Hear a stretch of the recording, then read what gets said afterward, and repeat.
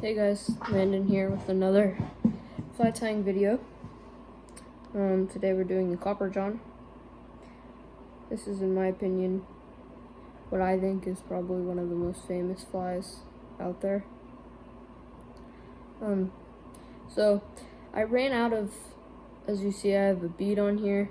I'm doing a size 10, which is probably the biggest you want to tie it. Maybe imitating like a stonefly nymph kind of thing. So I ran out of my 020 lead wire, so I put 010 on there while I wait for my, I actually got 025 this time. So while I wait for my 025 to come, I just wanted to do this video. So I double stacked that 010, and I have a brass bead on there. The thread, I'm just gonna start some 70 denier ultra thread, whatever kind of thread color you want. I like olive, good natural color. I use this olive color on a lot of my flies.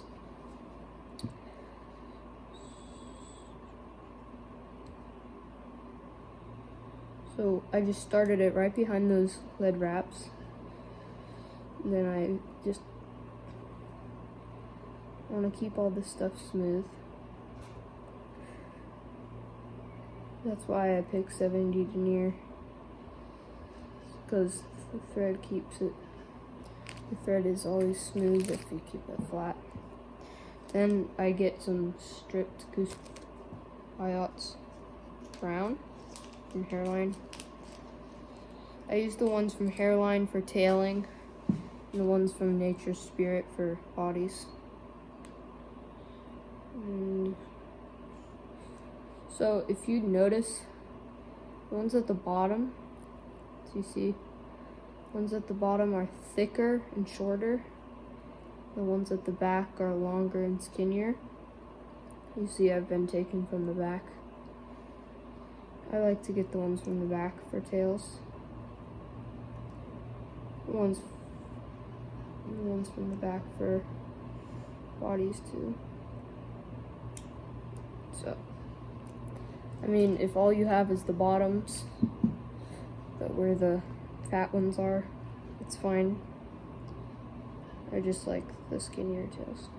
So then I take my two goose biots.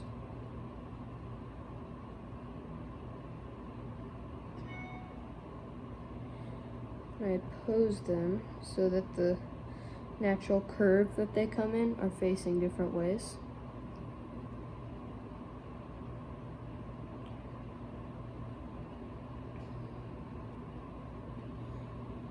Bit tricky. Try to get the tails as even as you can. Measure them to like somewhere around a half shank. Then what I do is I set them on either side like that. Take two loose wraps, tighten down. Oh, those are a little long for my liking. I like to keep the tails a little bit short. Then you see, you can even shove your fingernail up in them, so align them. You see it's pretty good spread. They're laid on pretty nicely. Then I just cover up these buttons to help give me some of my bulk.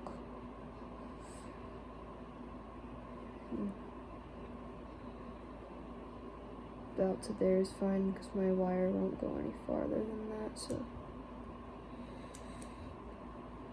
I just noticed I'm talking very quietly, so sorry about that. I'm gonna wrap back to the base of my tails. And even wrap a bit farther than where you tied them in, just to tighten them down. And then I usually get some, I've said this before, you can see how ragged the blades are. Just get my dirty job scissors. And I probably should have gone with medium wire but I don't have any medium in copper, so I'm just gonna do brassy size. Clip, if you want to really measure it, it's probably 5 to 6 shank lengths long to be safe. Probably end up with way more than I need at the end. And what I typically will do is tie that into where those biot tips ended.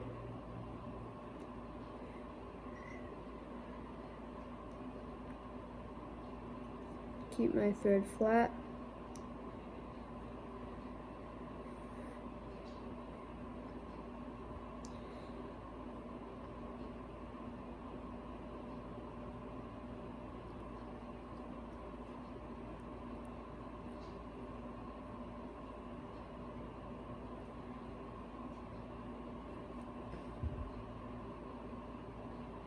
As you see, I got a nice taper with those lead wraps, but sorry, my jacket is getting in my way a bit. But I usually like to give it a bit more than that, a bit more prominent.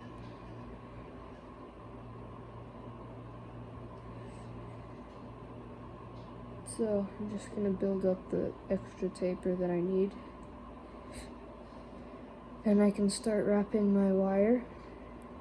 If you have a rotary vise, you can do this, but I personally do it the old-fashioned way.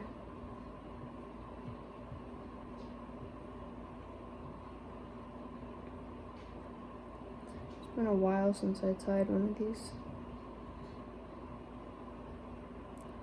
Starting to run short on wire.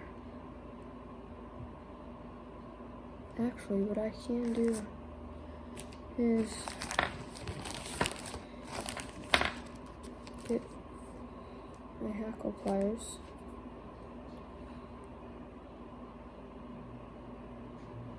We'll see if this works. This is just an idea I just had.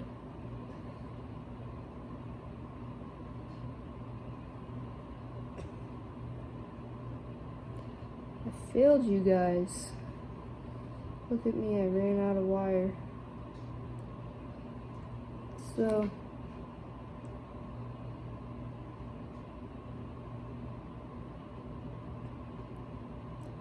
I'll tie off that tip. Honestly, if you're going with a 60-40 abdomen, like most tires usually do, that is plenty fine, because you don't really count the bead. But since the bead, I usually like to do 70-30. Just my preference, but ran out of wire. So go ahead and do 8 shank lengths of wire if you're gonna do my 70-30. And then I'm gonna grab, where'd that piece go? Right here. A pearl flash boot. Slide it up on top, draw it to length.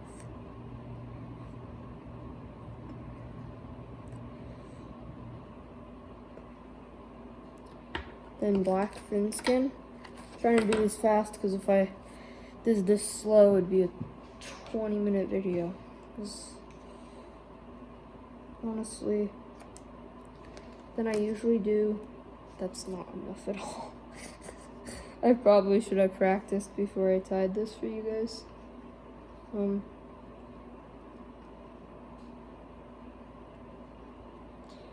I used to tie this without the thin skin back when I was a beginner. Doesn't look bad, just saying if you want to do it right, get the black thin skin. Then I cut. I don't want to run out again, embarrass myself. I usually do a half shank, but I did a full shank. And you see I have like a 2/3 hook gap.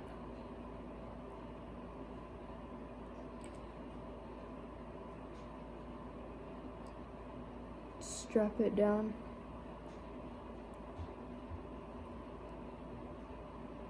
Now peacock curl. This is one of those flies that it looks much easier than it is.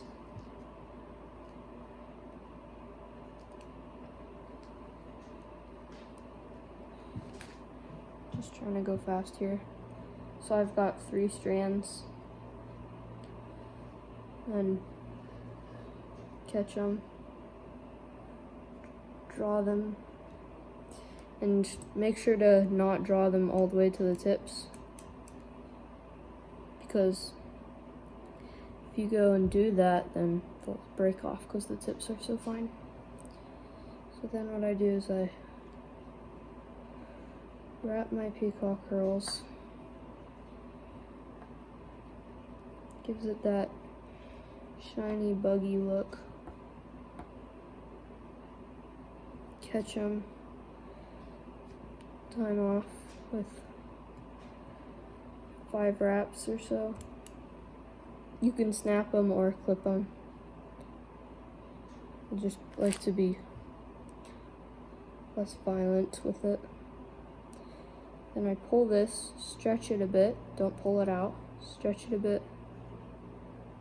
Catch it with 2 turns and buckle it down. The 70 denier isn't the strongest, so don't pull too hard. And I pull my flash over the top. Catch that with 2 turns, as you see. Got this and then this. It's important to tie in this, then the peacock curl. Because if you tie in the thin skin, then this, you won't be able to do this part right. Then, after I got those tied off,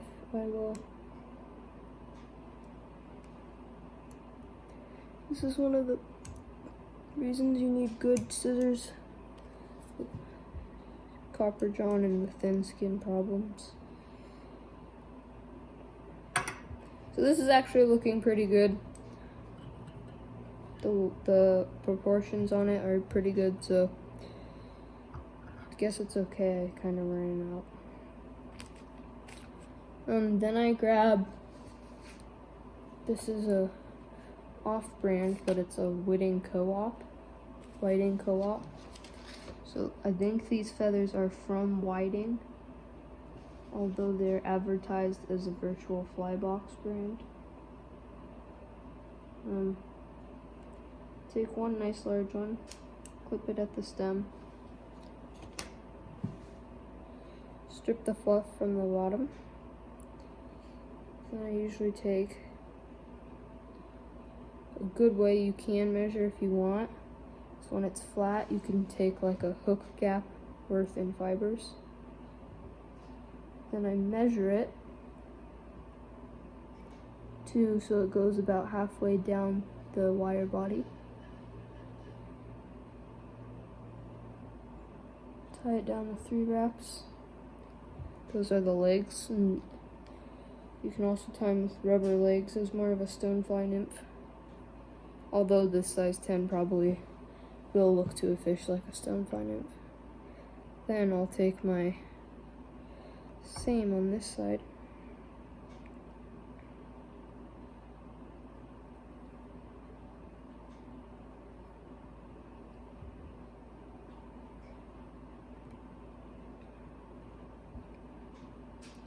If you can look, you can see they should be about lined up, although this side's a bit longer.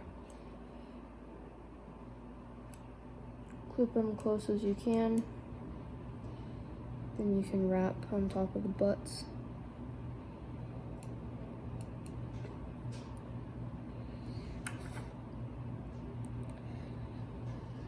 Alright, so you can fish it this way. Of course, you'll probably catch fish because this fly is so good. But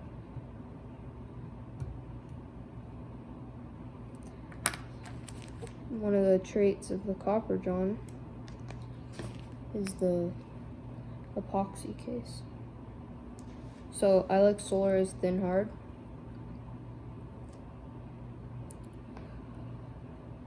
just get a drop on that thin skin. That's why one of the reasons the thin skin is on there is to keep the epoxy on top. You want it to be a prominent hump. You can spread it down the wire a bit.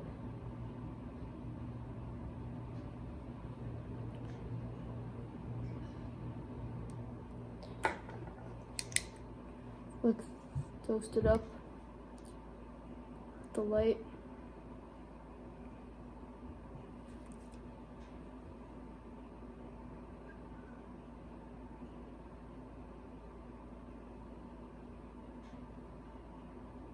I like to cook it real good. Alright, that's your copper john.